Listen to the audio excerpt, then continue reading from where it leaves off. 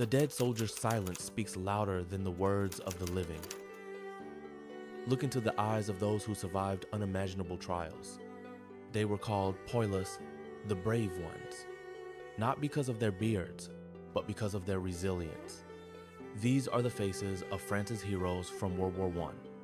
We brought them back to life so we never forget their courage.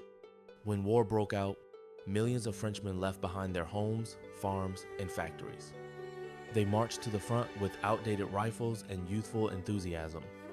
The world promised glory, but what they found was mud, gas, and endless trenches.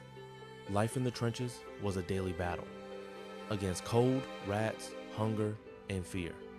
Shells rained down from above. Friends disappeared in seconds, but they held the line for weeks, then months. Some were only 17. Others never made it back home. Through all the horror, something unbreakable was formed: brotherhood. The poilus shared bread, stories, and silent prayers. They wrote letters by candlelight, hoping someone would read them. They joked through the pain. They didn't fight for recognition. They fought for the man beside them.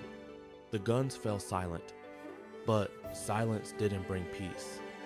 They returned, changed some with scars, others with empty sleeves. The war was over, but the memories never faded.